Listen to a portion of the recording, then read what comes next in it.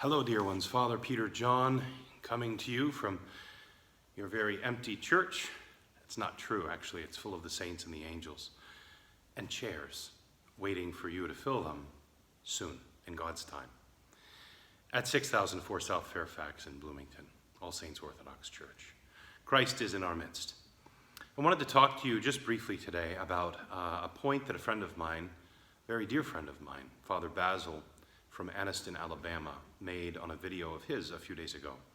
He was talking about Lazarus, how there was this 4-day period when Lazarus was in the tomb, when his sisters, Mary and Martha, who were very faithful followers of Christ, by the way, where they were mourning and weeping, and they had crowds around them to comfort them in their grief.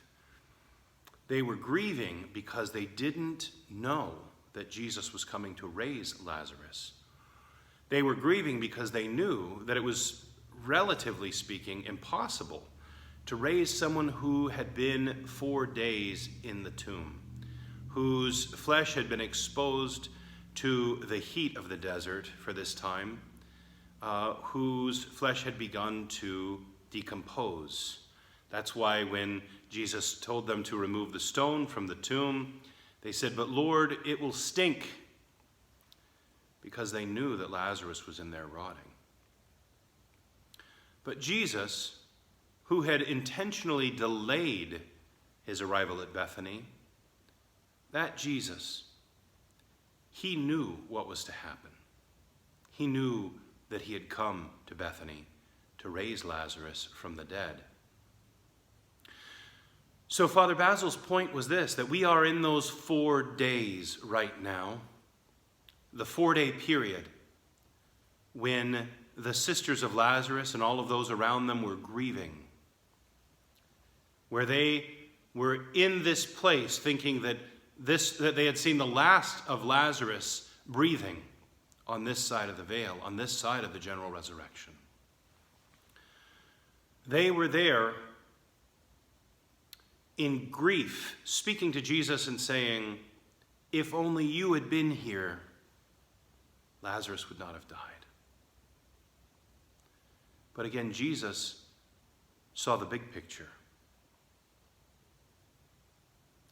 Jesus, who had delayed his arrival in Bethany in order that Lazarus would be 4 days dead by the time he got there, Jesus said, "I'm glad I was not here." Because Jesus wanted them to see the glory of God revealed. So here we are in this 4 days of the coronavirus isolation. Of course, we wish it was just 4 days. It's not. It's been, I don't know, it's been over a month, probably getting close to 40 days. And who knows, it may be another 40 days. God knows, I don't know. But what I do know is this, we know the end of the story. We've read the end of the story of the raising of Lazarus in John chapter 11. We know that Jesus raised him from the dead. And we know that Lazarus lived his life and then died again. And now Lazarus is awaiting that general resurrection in the end of time. So we also, even though we are in the midst of this time of isolation, perhaps loneliness, anxiety, maybe sickness. There are so many different things that people are experiencing right now. A grave loneliness for their brothers and sisters in the church. The desire to go to the mall and just walk through without worrying about picking up a bug. While we're in the midst of this 4 days, awaiting Jesus to come and raise Lazarus, let's remember the end of the story. That Jesus does raise Lazarus. And that Jesus himself, if we look a little bit further, although he suffers and dies horribly for us and for our salvation, he also, he who is the resurrection and the life, he is resurrected. And he came that we may have life, and life more abundantly. that our joy may be full. The last enemy was death, and Jesus came and he conquered it. O death, where is thy sting? We will be singing this in about a week's time.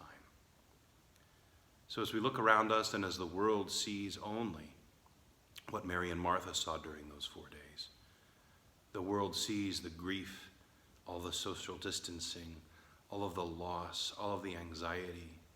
Everyone's unsure of what's to come.